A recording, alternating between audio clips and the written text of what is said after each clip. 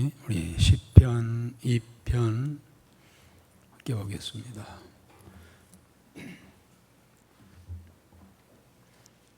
시편 2편 우리 7절에 있는 말씀 7절 또 우리 다 같이 읽겠습니다.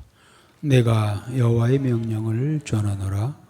여호와께서 내게 이르시되 너는 내 아들이라. 오늘 내가 너를 낳았도다. 아멘.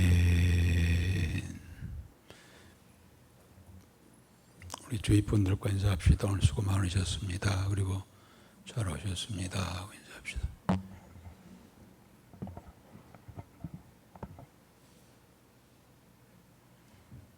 예, 오늘 시편 우리 2편입니다. 사실 시편 2편은 우리 지난 주일날 했던 시편 1편과 한 짝을 이루죠. 시편 1편은 시편 150 전편에 대한 서론적인 부분이라고 했어요. 하나님께서 우리 인간을 향하여 간절히 원하시는 것이 뭐냐면은 부모들이 자녀를 낳아놓고 자녀들이 잘 되기를 원하고 복되기를 원하는 것처럼 하나님께서는 택한 주의 성도들을 잘 되고 복되기를 원하고 계신 줄 믿습니다. 그러면은 어떤 자들이 복 있는 자인가 그 이야기예요. 시편 전체가 그 이야기예요. 어떤 자가 복 있는 자인가. 1편에서는 뭐라고 하죠? 복 있는 자는 악인의 꾀를 쫓지 아니하고 죄인의 길에 서지 아니하며 오만한 자의 자리에 앉지 않은 자로다. 그리고 주의 율법을 주야로 묵상하는 자로다. 사실 이게 결론이에요. 주의 말씀을 주야로 묵상하는 자로다. 묵상하고 있다는 이야기는 아니겠죠. 묵상하는 말씀을 하나님의 말씀을 이제 알고 그 말씀대로 살아가는 자가 복되다 하는 이야기였습니다. 시편 150편이나 되는데요. 구구절절히 많은 이야기가 있어요. 그런데 딱 어떤 면에서 요약해 놓으면은 그런 이야기예요. 하나님 복 주시기를 원하는데 복 받는 자는 누구인가? 늘 여호와의 율법을 즐거워하여 주야로 묵상한 자가 복된 자들이다. 그는 시냇가에 심은 나무가 철을 따라 열매를 맺으며 그 잎사귀가 마르지 아니한 같이 모든 일이 형통하리로다. 라고 이렇게 복 있는 자에 대하여 말씀을 하시죠. 그리고 이어서 이제 2편도 같은 이야기인데요. 1편은 복 있는 사람 해가지고 이 악인의 길, 죄인의 길, 그다음에 오만한 자의 자리에 앉지 않는 자라고 이렇게 시작을 했습니다만 2장에서 12절에 보면은 여호와께 피하는 모든 사람은 다 복이 있도다. 복이 있도다. 그래서 1장과 2장은 내용상 좀 다른 내용이 없지 않아 있습니다만은 시편 전체에 대해서. 근데 시편 150편 전체가 아니라 성경 66권 전체의 서론이라고 할 수가 있죠. 알고 보면은 하나님께 성경을 우리에게 왜 주셨을까요? 말씀을 왜 주셨을까요? 복받게 하시기 위해서. 물론 그 복이라고 하는 것은 우리는 물질 이렇게 생각하니까 더 진보가 안 나가는데 말했잖아요.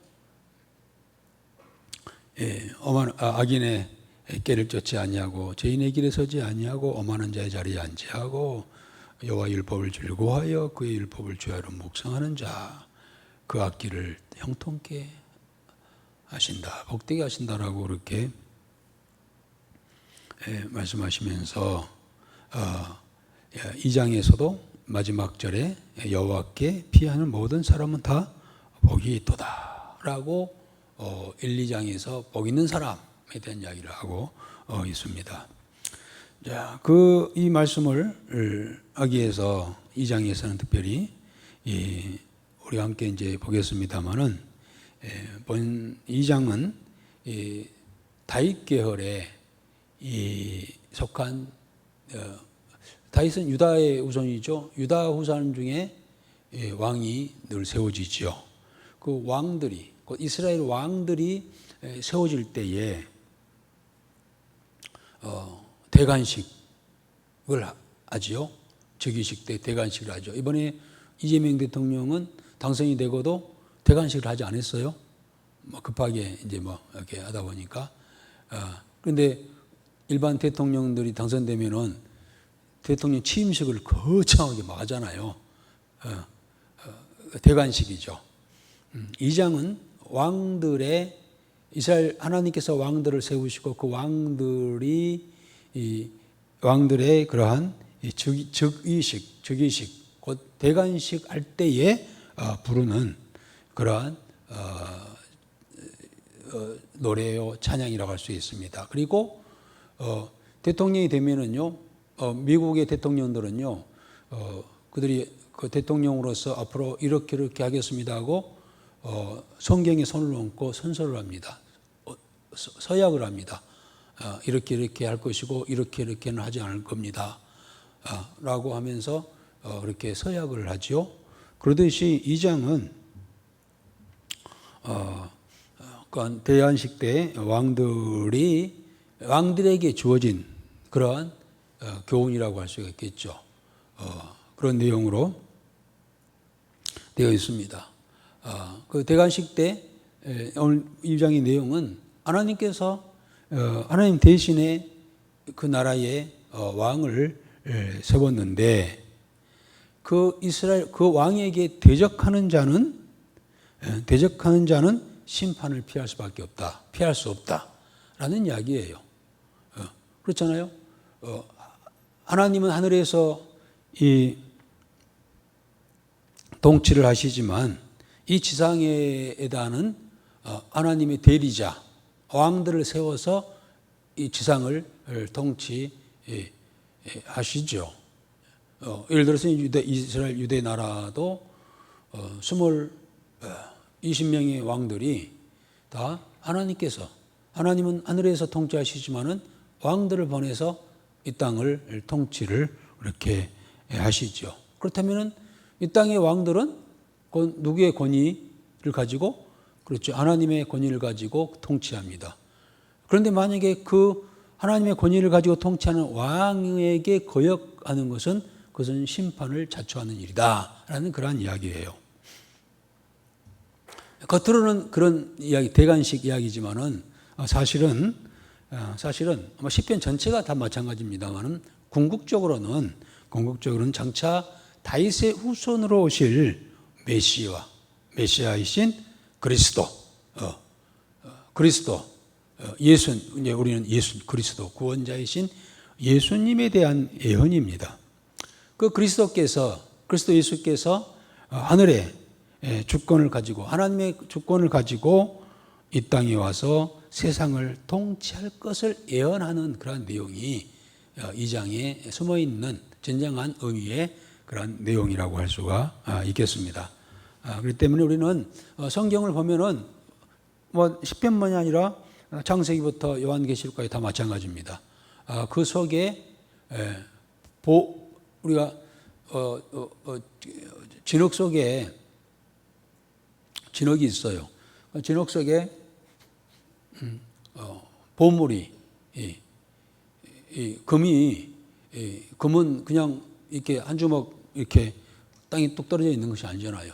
금맥이 흙과 다른 이물질과 이렇게 섞여 있잖아요. 그래서 섞여 있는 그 금을 채취해 가지고 재련해서 금을 만드는 것처럼 우리의 성경 안에는 이 보배가 있죠. 그 보배가 뭘까요? 바로 예수 그리스도인 줄 믿습니다. 바로 예수님을 찾아야 돼요. 모든 성경에서 예수님을 찾아야 됩니다. 성경의 주인공이 예수님이시잖아요.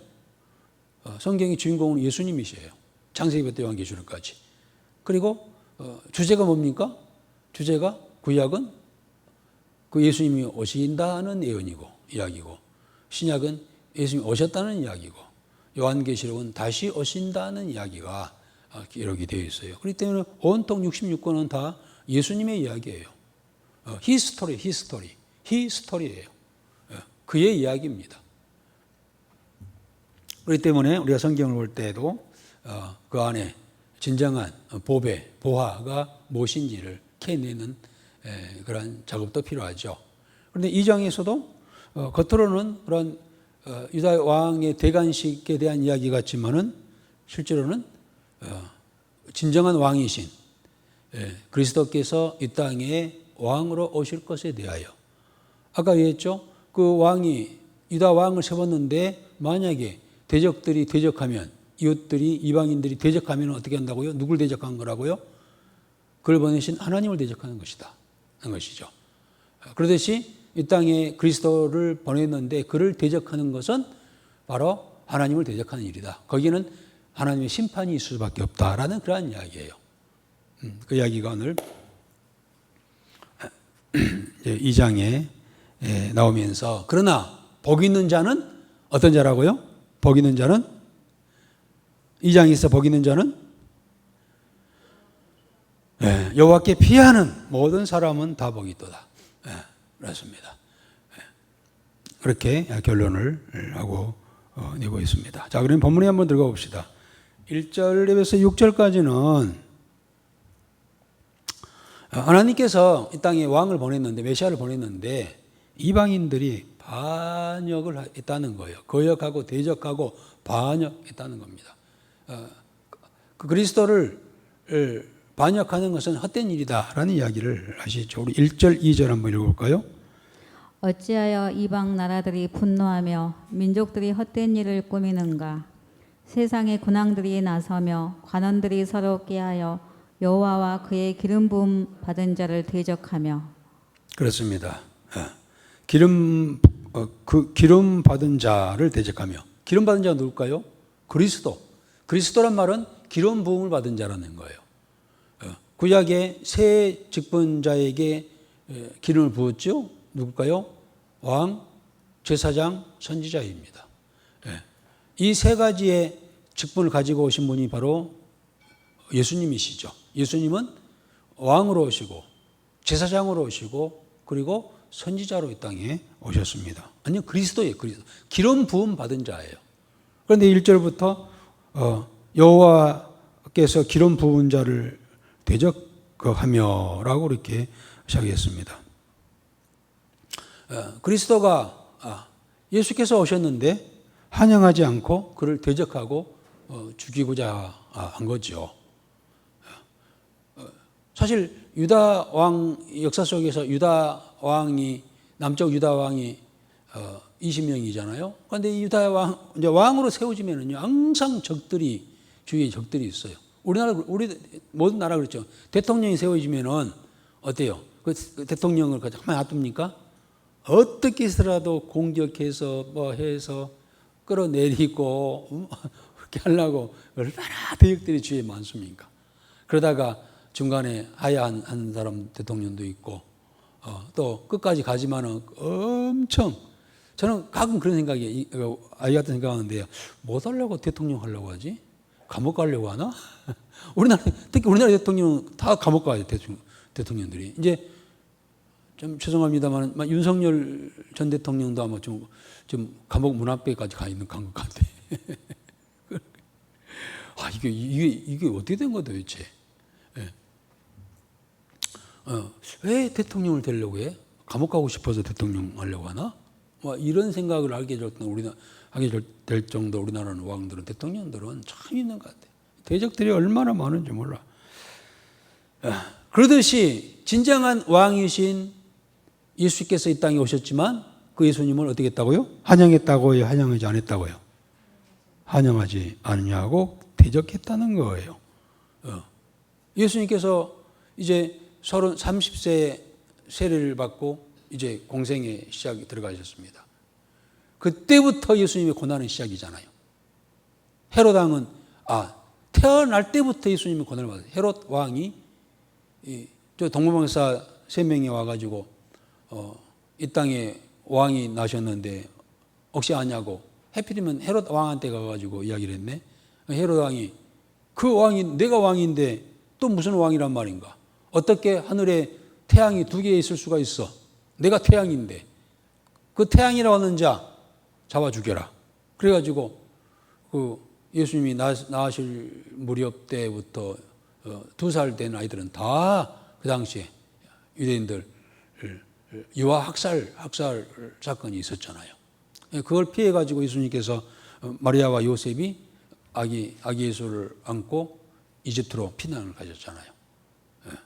그 피난 가서 어린 시절을 보냈던 그 동네 또 그 기념 교회가 있어요. 성지순례 가면은 다 보는데 어쨌든 헤롯은 그리스도가 태어났을 때 그를 죽이려고 그와 같이 2살 아래 어린아이를 다 죽인 그런 사건이 있었고 바리새인과 서기관들은 결국 예수님을 재판에다 넘겨가지고 사형 선고를 시켰잖아요. 죽이라. 십자가에 죽이라 했잖아요. 또 간중들은 민중들은 빌라도가 나 예수에게 도대체 십자가의 형을 받게 할 만한 죄를 찾지 못했어 라고 빌라도 총독이 할 때 민중들이 막 데모를 했잖아요. 예수를 잡아 죽여라.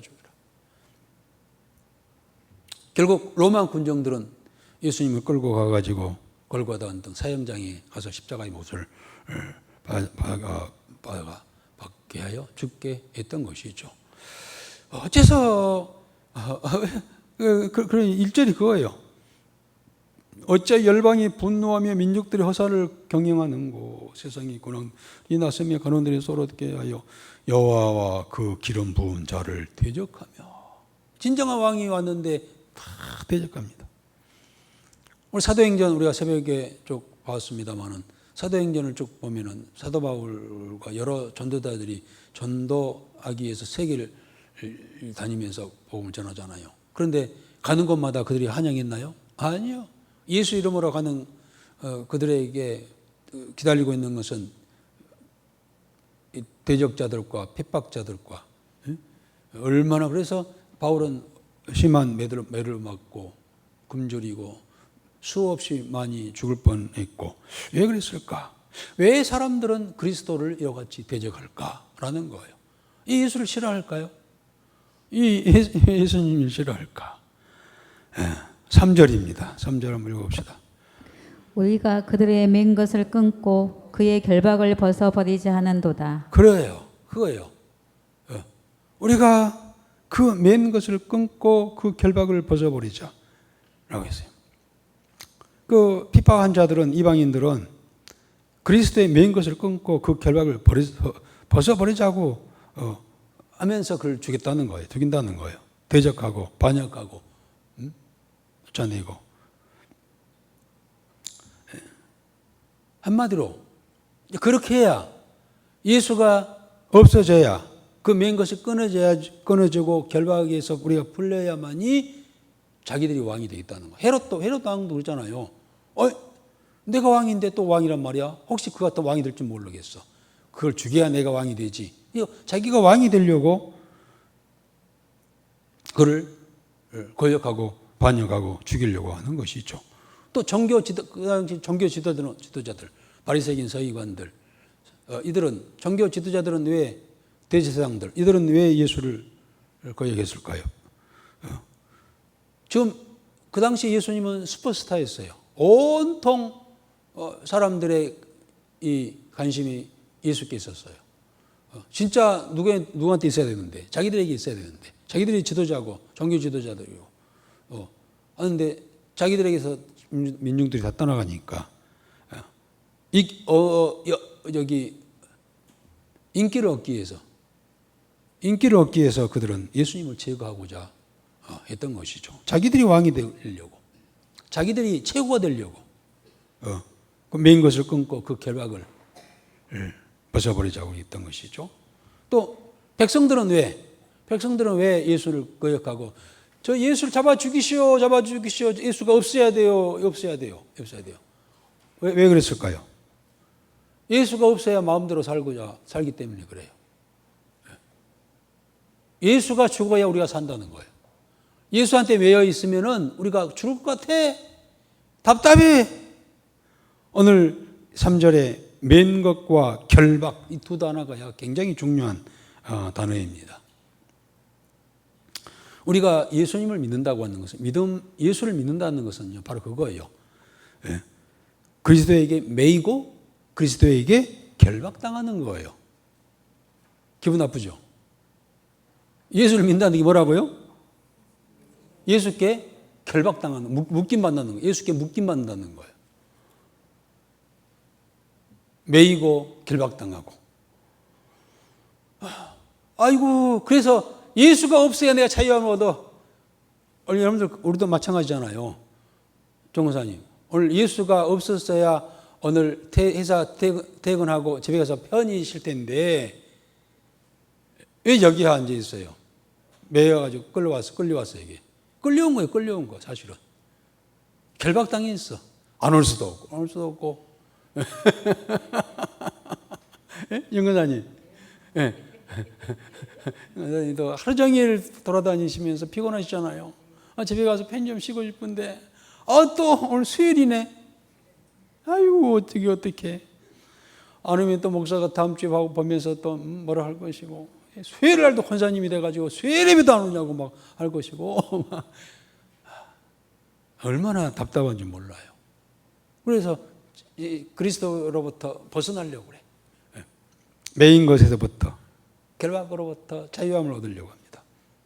그런데 여러분, 다 마찬가지죠? 장로님도 그러죠? 지금 장로님 어디 가셨다가 이제 절대 지각을 안 하시는데, 불날 때는 지각을 했어. 교회가 불날 때는 지각을 하셨는데, 그 이후로 한 번도 지각을 안 하셨는데, 매여가지고 막 지금 중요한 일이 좀 있음에도 불구하고 그걸 빨리빨리 처리하고 좀 오셨죠. 그리스도께 매여가지고. 그런데 여러분, 우리가 예수께 매인다고 하는 것이요, 얼마나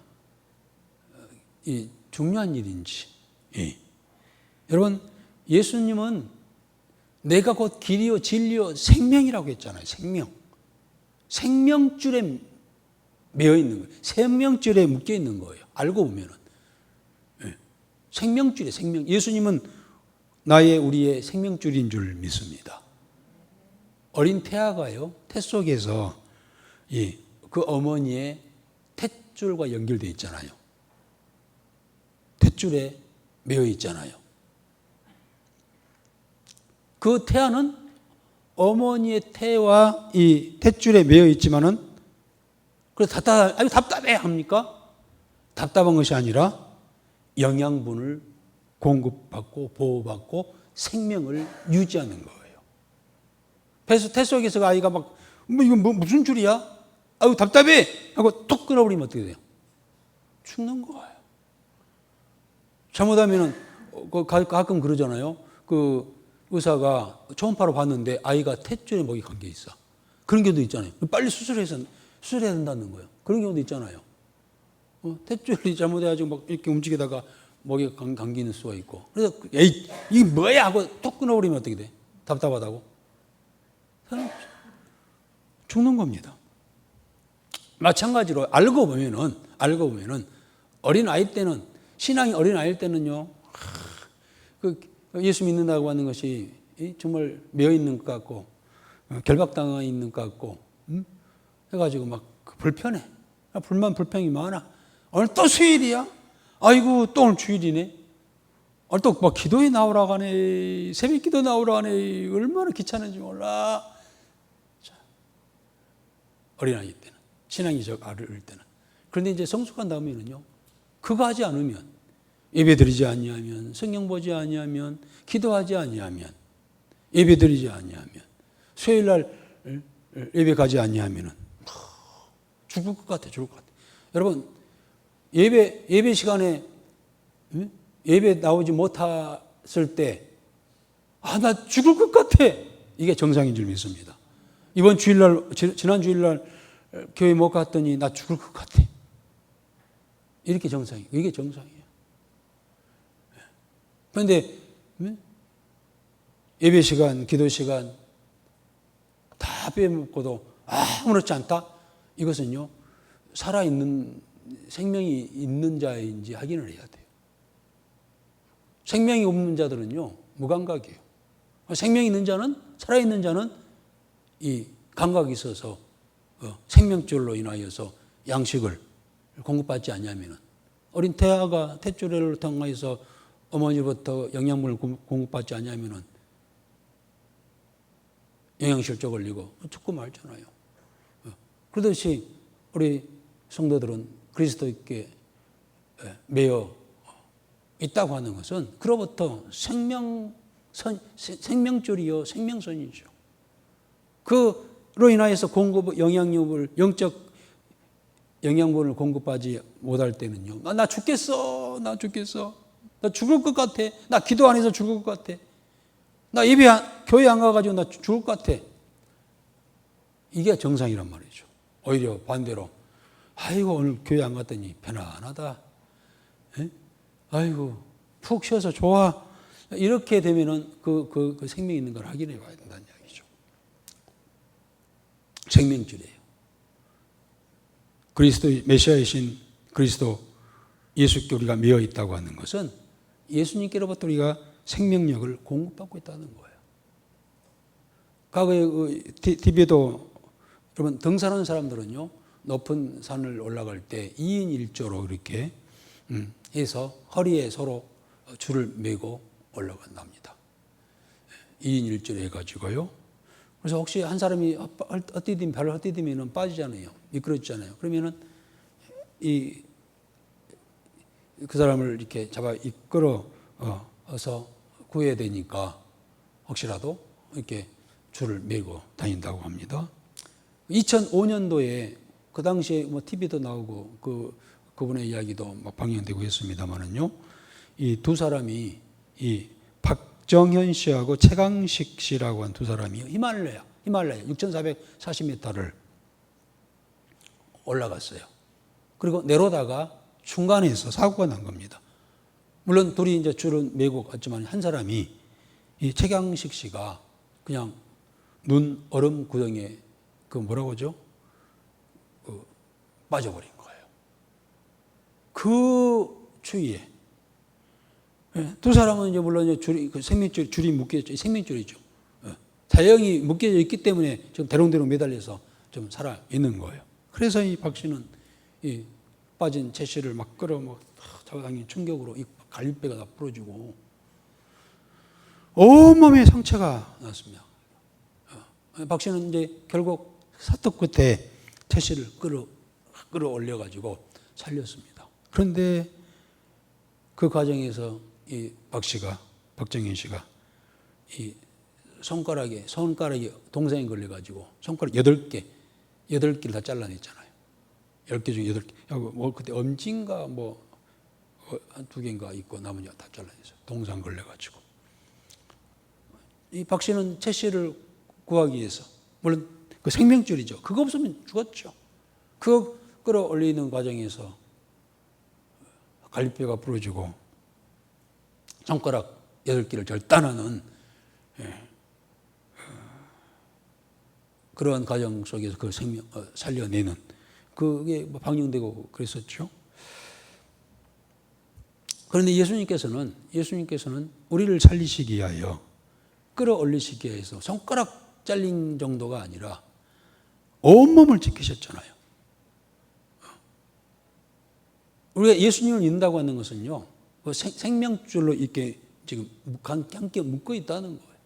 그래서 우리를 건져내시기 위해서, 구원해내시기 위해서 손가락 정도가 아니라 갈비뼈 정도가 아니라 온몸이 상처를 입으시고 십자가에서 양손과 다리에 못을 박혀서 결국 우리를 놓지 아니하시기 위해서 끝까지 죽기까지 죽음으로 우리를 구원내셨잖아요. 이것이 십자가의 사랑이죠. 그런데 사람들은 그 예수를 오늘 이전에 1절 했잖아요. 민족들이 허사를 경외하고 세상 왕들이 나서며 그런 대로 서로 끼하여 여호와 기름 부은 자를 대적하며 그 매인 것을 끊고 그 결박을 벗어버리자. 뭡니까? 이 줄이 무슨 줄이라고요? 생명줄인데 그걸 막 답답하다는 거예요. 그걸 끊어버리자는 거예요. 이게 무슨 행위죠? 자살의 행위죠. 자살의 행위. 여러분 때로는 우리가 때로는 예수 믿는다고 하는 것이요 불편하기도 해요. 제일 불편할 때가 언제일까요, 여러분? 우리는 이제 가족 관계에서 가족의 어떤 관계에 어떤 일이 있으면은요. 그래가지고 믿지 않는 가족 중에는 뭐 주일날이고 뭐 토요일이고 상관없잖아요. 어디 가자 하고 뭐 행사 있고 이럴 때도 있고 좀 어떤 면에서 또 회사 다니신 분들은 그래도요. 지금 지금 막 오니까 많은 국회의원들도 지금 새 정부 총리로 지명된 김민석 국회의원도 보니까 어렸을 때부터 신앙생활하고 크리스찬이더라고요. 그런데 자기가 크리스찬이라고 하는 것을 이야기하고 또 물론 국회의원들 중에 많은 분들이 크리스찬들이 많아요. 물론 그들은 그 중에는 진짜 그리스도인들도 많이 있겠죠. 그런데 그렇지 않은 사람도 있어요. 정치하려다 보니까 폐허의식하고 큰 교회 돌아다니면서 폐허 들려고 크리스찬이라고 그렇게 이야기하는 경우도 없지 않아 있는데 지금은 우리가 정치하는 사람들도 나는 예수 믿는 사람이 나는 교인입니다. 나는 기독교인입니다. 라고 해야 표를 더 얻는 그런 시대예요. 이게 좋은 건지 나쁜 건지 모르겠어요. 과거에는 예수 믿는다고 하는 것이요. 초대교회 때는 예수 믿는다는 것이 드러나면은요. 그대로 잡아서 고해가 되고 죽이고 사형장에 이슬로 사라지게 하고 그랬어요. 그 당시에는 예수 믿는다고 하면은요. 취직도 안 됐고 경제적으로 얼마나 어려웠어요. 그런데 요즘에는 예수를 믿는다고 해야 표도 없고 뭐 그러잖아요.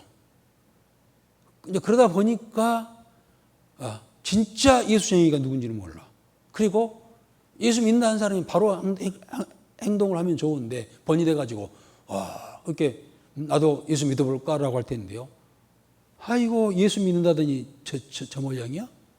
이러다 보니까 완전히 이제 기독교가 뭡니까? 지위를 잃어버리고 잃어가고 있어요.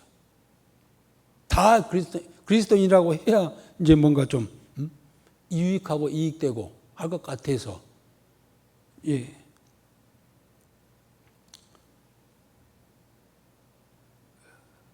그런 우리가 사실 그런 시대예요.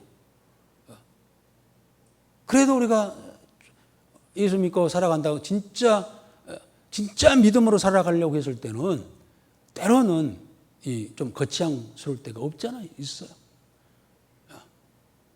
그래서 아이고 답답해. 내 마음대로 해야 되는데 헤롯이 그랬다 했잖아요. 헤롯이 왜 예수를 싫어하고 예수를 죽이려고 했을까? 자기가 왕인데 또 누가 왕이냔 말이죠. 그래서 자기가 왕 되고 싶어서 왕이라는 자를 죽이려고 하는 거예요. 오늘날 그리스도인들도 마찬가지예요. 내 마음대로 내가 내 삶의 왕이어야 되는데 그렇게 못하겠거든. 내가 왕이어야 되는데 내 마음대로 해야 되는데 그러니까 안 믿으려고 그래요. 그러나 많은 사람들이 예수님을 외면하고 싫어하고 끊으려고 하는 것은 그리고 세상 줄, 물질, 재물의 줄, 명예의 줄을 얻으려고 하지만은 결국은 썩은 동아줄이요. 결국은 다 끊어지는, 결국은 그들은 심판받을 수밖에 없는 불과 영불이 타는 모세로 떨어질 수밖에 없다고 하는 것을 이야기를 하시는 거죠.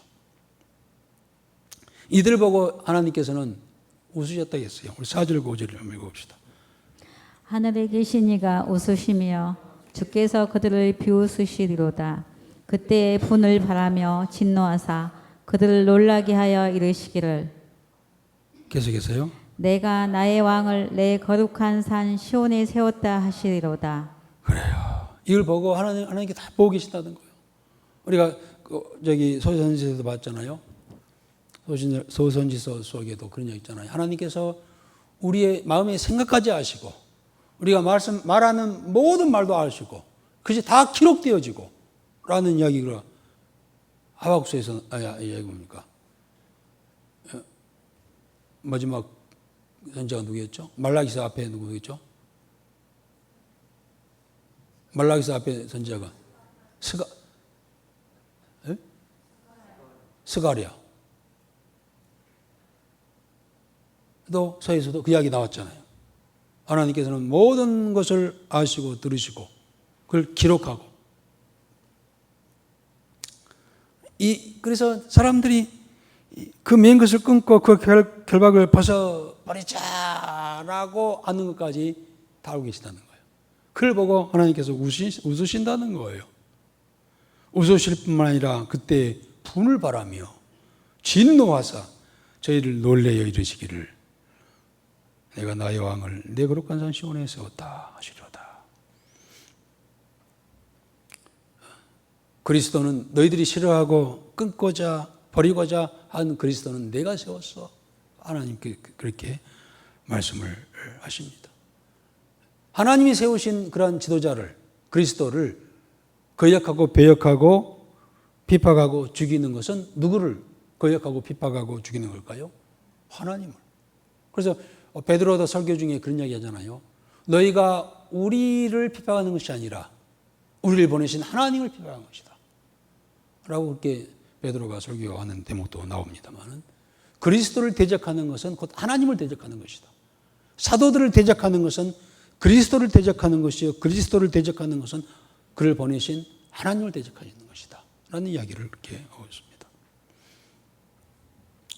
자, 끊어서는 안 될 이유, 끊어서는 핍박하고 거절하고 거역하고 그를 버려서는 안 될 이유에 대해서 7절부터 9절까지 나와 있죠.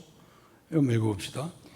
내가 여호와의 명령을 전하노라. 여호와께서 내게 이르시되 너는 내 아들이라. 오늘 내가 너를 낳았도다. 내게 구하라. 내가 이방 나라를 내 유업으로 주리니 내 소유가 땅 끝까지 이르리로다. 내가 철장으로 그들을 깨뜨리며 질그릇같이 부수리라 하시도다. 너희들이 끊고자 하고 버리고자 하고 벗어버리고자 한 그리고 너희들이 죽였던 그 그리스도가 누구인가? 그는 내 아들이라 했어요. 하나님께서 내 아들이라, 내 아들이라. 하나님께서 예수님을 내 아들이라. 오늘날 내가 너를 낳았도다. 그래서 내 아들이라고 했을 때는 단수입니다. 단수. 내 아들이라. 단수. 여러 명 있는 것이 아니라 오직 홀로. 그래서 예수님은 하나님의 외아들이라는 이야기를 그래서 하는 거예요.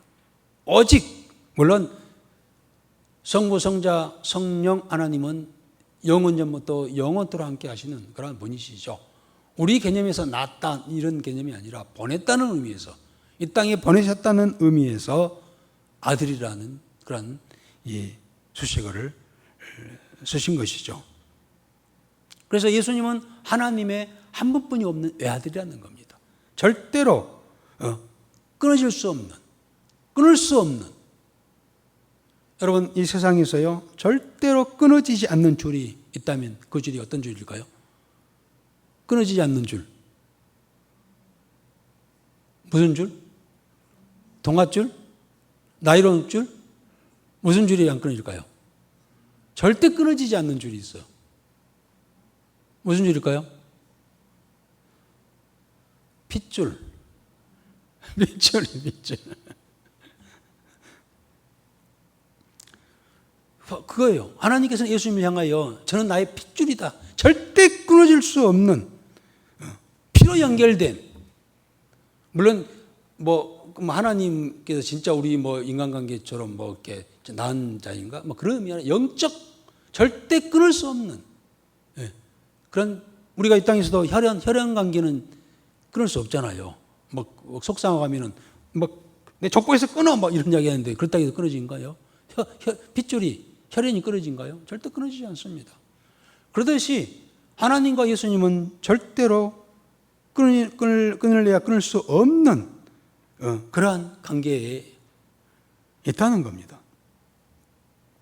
그래서 비록 많은 사람들이 예수를 거절하고 거역하고 핍박하고 그다음에 그 결박에서 맨 것을 끊고 결박을 벗어버리려고 하고 결국은 십자가 달려 죽게 했지만은 그래도 여전히 그는 누구랍니까? 하나님께서는 그는 내 아들이다. 내 아들이다. 네. 라고 말씀하시는 것이죠. 예수님께서 30세에 홍생애를 시작하시기 전에 했던 일이 뭡니까? 요단강에서 세례를 받으시잖아요. 세례 받을 때 세 가지 현상이 나타났습니다. 어떤 현상이었을까요? 하늘문이 열렸어요. 그리고 성령이 비둘기같이 그의 머리에 임하셨습니다. 그리고 하나가 뭘까요? 예? 어떻게요? 휘장이 세례 받으실 때, 세례 받으실 때, 그래요. 하늘문이 열리면서 성령께서 오셔서 예수 머리에 임하시고 비둘기같이 임하시고 그리고 음성이 들렸어요. 하나님 음성입니다. 그 음성이 뭡니까? 너는 내 사랑하는 자요, 내 기뻐하는 자로다. 이 이야기를 말씀하시는 겁니다. 예수님이 육신을 가지고 오셨어요. 그렇기 때문에요. 앞으로의 3년은 그야말로 고난 자체예요. 오직 했으면 십자가 지시기 전날 그런 이마에 땀방울이 핏방울이 되도록 기도했습니까? 했을까요? 기도의 제목이 뭐라고요? 아버지여 할만하시거든 이 잔을 내게서 지나가게 하옵소서. 십자가 날이 새면 십자가를 지어야 되는데 꼭 이 고통을 이 육체에다가 고통을 지게 해야만 되겠습니까? 라고 울부짖으며 기도를 하시잖아요. 그런 거 보면은 예수님의 인성을 알 수가 있잖아요. 하나님이시지만 육체를 가지고 오신. 그리고 그 이유는 우리의 육체의 연약함을 체험하시기 위해서 오셨다고 그러시다겠어요. 인간적으로는 육체적으로는 정말 하나님의 일을 감당이 쉽지 않아요. 그런데 하늘로부터 하나님께서 너는 내 사랑하는 아들이라 누가복음 3장에 나와 있죠. 21절 22절이죠. 너는 내 사랑하는 자로다. 내가 너를 기뻐하노라 라는 음성을 들어요. 그리고 힘을 내서 그래 내가 어떤 상황이 있다 할지라도 나는 하나님은 나를 사랑하셔. 하나님이 나를 사랑하셔. 하나님은 나를 사랑하셔. 모든 자가 나를 외면하고 나를 버리고 나를 죽이려고 하지만 하나님만은 내 편이고 하나님만은 나를 사랑하셔. 하나님이 나를 사랑하셔. 그 하나님이 누구셔요? 천지 만물을 창조하신 하나님이죠. 전능하신 하나님이요. 전능하신 하나님이 나의 편이고 너는 내 아들이다 라고 하신 음성을 듣고 그는 십자가의 길을 향하여 두벅두벅 가시잖아요. 이거예요. 그 말씀 하시는 거예요.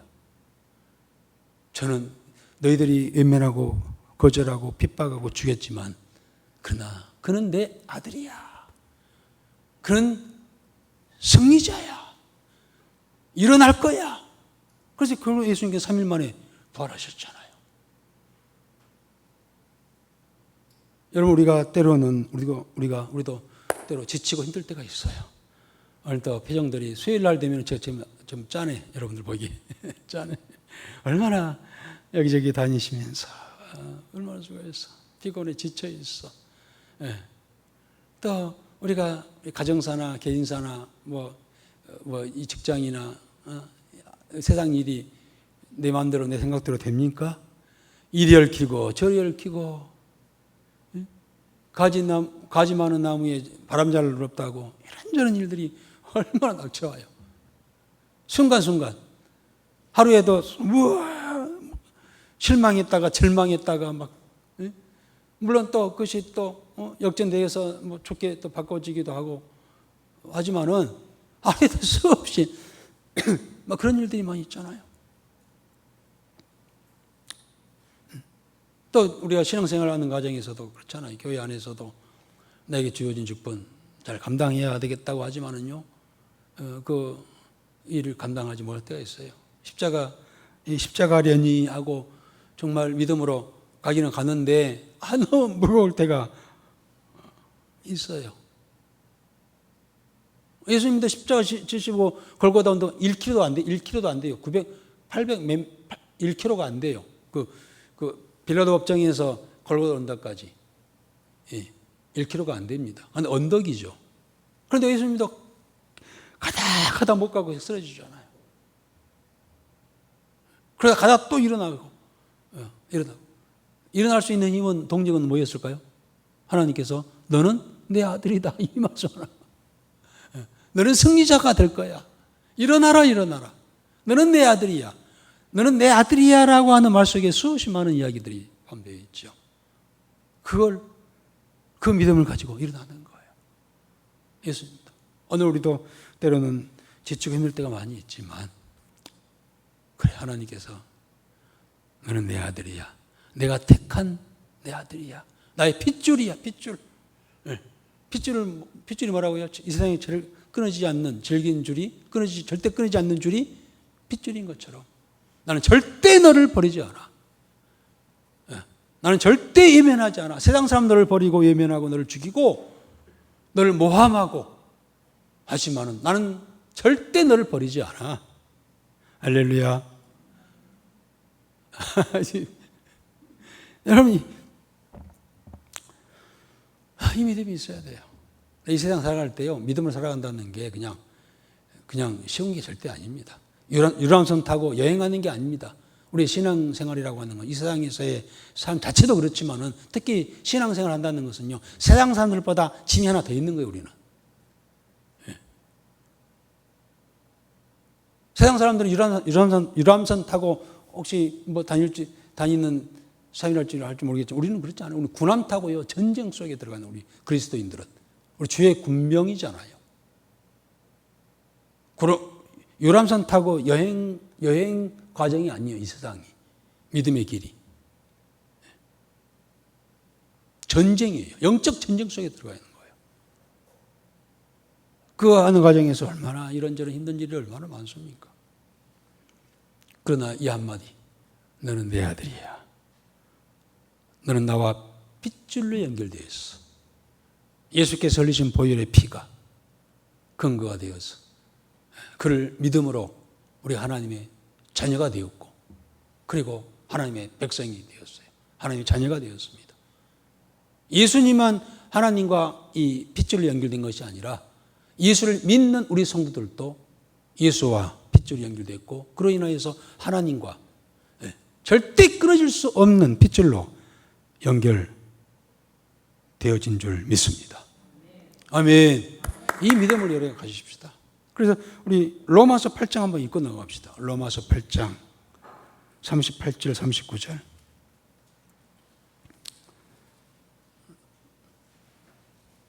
로마서 8장 38절 39절. 정 선생님 빨리 읽으세요. 내가 확신하노니 사망이나 생명이나 천사들이나 권세자들이나 현재일이나 장래일이나 능력이나 높음이나 깊음이나 다른 어떤 피조물이라도 우리를 우리 주 그리스도 예수 안에 있는 하나님의 사랑에서 끊을 수 없으리라. 그렇습니다. 어떠한 상황이 있다 할지라도 우리를 끊고자 하고 하지만은 예수 안에 있는 하나님의 사랑에서 끊을 수 없다. 왜요? 뭘로 연결됐기 때문에? 핏줄로 연결되어 있기 때문에. 탯줄이에요, 탯줄. 예수님 우리의 탯줄이에요. 오늘 우리가 예수님을 영접했다고 하는 것은, 믿는다고 하는 것은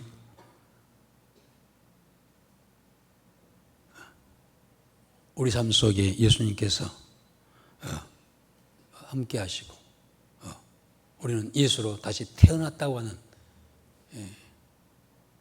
그런 근거요, 그런 증거가 된 줄 믿습니다. 예수를 영접하는 것은 핏줄로 연결시키는 땅끝 과정입니다. 절대 끊을 수가 없다고 하는 겁니다. 그리고 하나님께서는 그리스도에게 모든 땅끝까지 모든 걸 주시는 약속을 하시죠. 8절과 9절입니다. 다시 한번 8절 9절 읽어봅시다.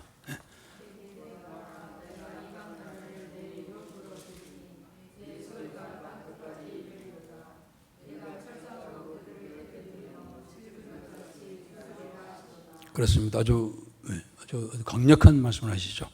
내게 구하라 내가 열방을 유업으로 주리라. 누구한테 하신 말씀일까요? 그가 보내신 그리스도에게, 왕이신 그리스도에게 그렇게 약속을 하시죠. 열방을 유업으로 주리니 너희 소유가 땅끝까지 이르리라. 그래서 그 베르들렘 작은 이 마국간에서 시작된 그 복음이 오늘날 2000년이 지난 오늘날 전 세계를 지배하였고, 지구의 인구 현재 인구 반 이상이 다 그리스도 안에 예수를 믿고 있고, 앞으로 모든 열방이 다 예수님을 복음이 증거될 때에 증거되고, 물론 다 믿지는 않겠지만 증거될 때 예수님께서 다시 오신다라고 했죠. 그 약속입니다. 내가 열방을 유업으로 주겠고 너희 소유가 땅끝까지 이르리로다. 그리고 내가 철장으로 저희를 깨트리며 질들같이 부수리라. 누구를 그런다는 겁니까? 대적하고 거역하고 그 핍박했던, 물론 사람이 아니에요. 사람이 아니라 그 뒤에 배후에 역사하고 있던 악한 영들이죠. 사단이죠. 사실은 창세기 3장 15절에서 이미 하나님께서는 이 사단의 머리를 깨트린다라고 약속을 했죠.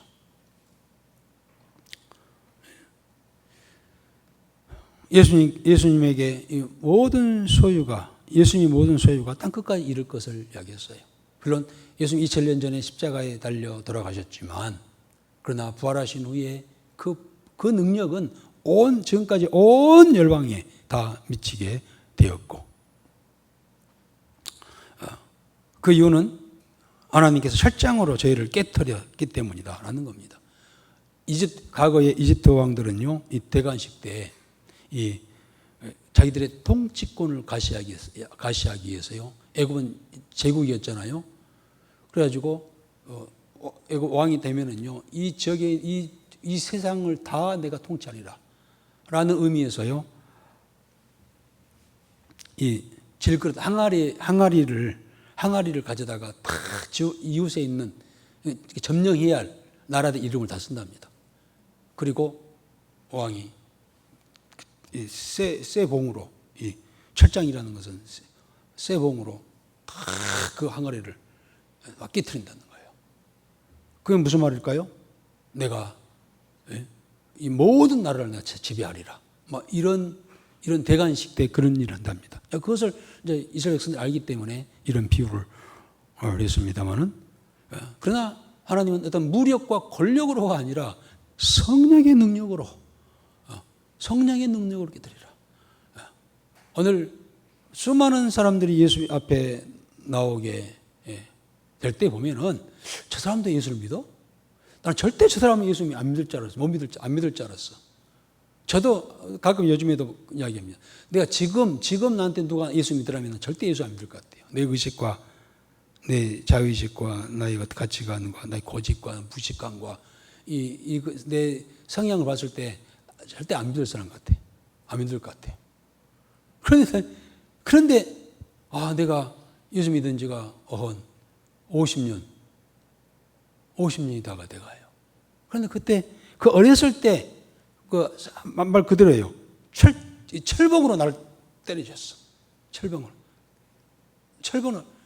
처음에 교회에 딱 갔는데, 처음에 우리 친구 손에 이끌려서 갔는데, 저 뒷자리에 앉아있는데, 나도 모르게 막 눈물이 막 쏟아오면서, 그날부터 지금까지 한 번도 예수를 떠나본 적이 없고, 교회를 떠나본 적이 없게 됐어요.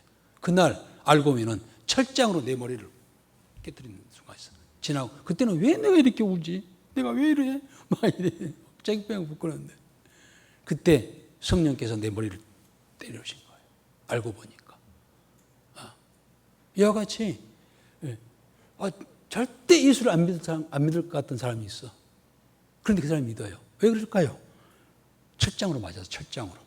쇠몽둥이로 맞았어. 그런데 그 쇠몽둥이가 진짜 쇠몽둥이가 아니라 성령의 강권적인 역사가 그들에게 있어서 그들을 그 속에 있는 악의 영을 물리치고 예수 믿게 하는 그러한 일들을 이루시겠다라고 그렇게 말씀하셨고 지금 이루어 왔고 이루어가고 있는 것이죠. 여러분 우리가 예수를 믿는 과정에서요 참 많은 힘든 일이 있고 어려운 일이 많이 있죠. 질병도 있고 어떤 이 두려움, 슬픔, 그 다음에 불안함, 실패의식, 무기력함, 허무함 뭐 이러한 것들이 또 실질적으로 그렇게 예수 믿는다는 것 때문에 핍박도 받기도 하고 이런 것들이 이렇게 수없이 많이 오지요. 그러나 이 약속이죠. 내가 철장으로 저희를 깨뜨리며 질글같이 부수리로다. 그러한 수없이 많은 그러한 우리를 얽어매고 우리를 어떻게 해서 쓰러지게 하고 넘어지려고 하는 것들은 우리 힘으로 이길 수 있는 것은 아니죠. 예수 이름 앞세워 예수 이름으로 넉넉히 철장은 바로 예수님을 가리키죠. 철장으로 예수 이름으로 내가 다 부수리라. 그러한 어떤 대적이 우리에게 있다 할지라도 예수 이름으로 나갔을 때 깨어지고 무너지고 반드시 승리하게 되는 줄 믿습니다. 이 약속하신 말씀이 오늘 9절의 말씀이죠. 그러니 너희들은 10절과 12절 마지막 12절까지 읽겠습니다. 그런즉 군왕들아 너희는 지혜를 얻으며 세상의 재판관들아 너희는 교훈을 받을지어다. 여호와를 경외함으로 섬기고 떨며 즐거워할지어다. 그의 아들에게 입맞추라. 그렇지 아니하면 진노하심으로 너희가 길에서 망하리니 그의 진노가 급하심이라. 여호와께 피하는 모든 사람은 다 복이 있도다. 아멘. 그러니 이제 지금까지 9절까지 아주 구체적으로 이야기를 했어. 그러니 이제 지혜를 얻고 교훈을 받을지어다. 여호와를 경외하고 섬기고 떨며 즐거워할지어다. 그 아들에게 입맞추라. 그 아들에게 입맞추라는 말은 무엇입니까? 그 아들이 누굴까요? 예수님입니다. 예수님께 입맞추라고 하는 것은요, 예수님을 뜨겁게 사랑하라. 그런 말씀이죠. 열정을 가지고 그 옆에 그 편에 서서 그와 함께 하라. 그러한 자가 복이 있다라고 결론적으로 말씀을 하면서 마치고 있습니다. 오늘 1장, 2장은 복 있는 자가 어떤 자인가? 다 이 장에서는 그 예수를 다 거부하고 배격하고 죽이고 하지만은 그들은 결국 심판을 받을겠지만 그가 하나님의 아들이라고 하는 사실을 알고 절대 끊을 수 없는 그러한 핏줄과 같은 관계예요. 또 그 예수를 믿는 자들은 그리스도와 하나님이 하나 된 것처럼 우리가 그리스도와 하나 되어서 결코 애면하지 아니하시고 버리지 아니하시니 교훈 삼아 무엇보다 하나님을 경외하고 떨며 즐거워하며 그리고 주를 뜨겁게 사랑하라는 말씀으로 그런 자가 복이 있다라고 이제 1장과 2장을 통하여서 서론적으로 이야기를 하고 있습니다. 이후로 이제 3장부터는 이제 사건들을 통하여서 그들이 얼마나 하나님을 사랑하고 특히 다윗이죠. 다윗이 철저히 이 말씀대로 살아갔어요. 그랬더니 하나님께서 그를 늘 지키시고 보호하시고 승리케 하시는 그러한 일들이 있었다고 하는 것이 이제 3장 이후로부터 쭉 이제 이야기가 아니라 뭐 꾸며낸 이야기가 아니라 다윗의 삶을 통하여 그리고 6명의 이 시편을 기록한 자들의 그 삶을 통하여서 보여주고 있는 그러한 내용들이 전개가 되고 있습니다. 오늘 우리는 무엇보다도 복받은 자, 복 있는 자, 복받은 자로서의 하나님 앞에 늘 살아가는 우리 모두가 되어지기를 주의 이름으로 기원합니다. 우리 찬송 한 장입니다. 우리 찬송가 우리 28장 우리 1절, 3절 읽겠습니다. 찬양드립니다.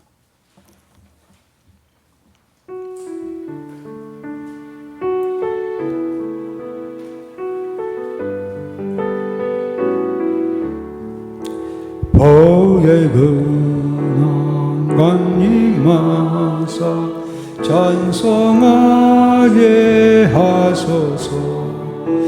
한량 없이 자비하시 증량할 길 없도다. 천사들의 찬송가를 내게 가르치소서. 그속하신 그 사랑을 항상 찬송합니다. 주의 귀한 은혜 받고 일생 빚진 자 되네. 주의 은혜 사슬 내사 나를 주께 매소서. 우리 마음을 연약하여 범죄하기 쉬우니 하나님이 받으시고 천국인을 지소서.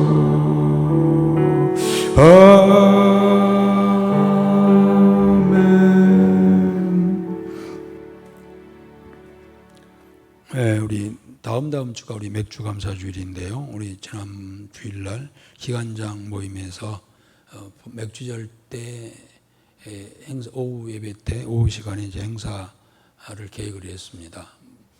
저기 사행시 짓기입니다. 그 내용을 우리 목자 단톡방에다가 올려놨거든요. 목자들은 우리 목원들에게 알려주셔가지고 사행시 대회 경품도 있고 상품도 있고 그러더라고요. 우리 기관장들이 잘 이렇게 계획을 세워가지고 이렇게 올려놨습니다. 시간 얼마 남지 안 했어요. 알려서 같이 참여할 수 있도록 그렇게 해주시면 고맙겠고요. 그리고 우리 한다성 형제가 이번 주 토요일 날 결혼하죠. 결혼식이 있는데요. 그것도 제가 주일날 주보에다 올렸는데 깜빡 잊어버리고 못 올렸습니다. 그것도 단톡방, 우리 목자 단톡방에 올려가 다 연락이 되지 않을까 합니다. 그 시간에 함께 참석해서 또 축하도 해 주시기를 바라고요. 이렇게 하겠습니다. 우리 주기도문으로 예배를 마치겠습니다. 하늘에 계신 우리 아버지, 이름이 거룩히 여김을 받으시오. 나라의 마음, 대시 하늘에서 이루는 것같이 땅에서도 이루어진다. 오늘 우리에게 일용할 양식을 주옵시고, 우리가 우리에게 죄진 자를 사하는 것같이 우리를 하지 마옵시고 다만하게 쏘고옵소서. 너희 나라와 권세와 영광 아버지께 영원히 싸움나이다. 아멘.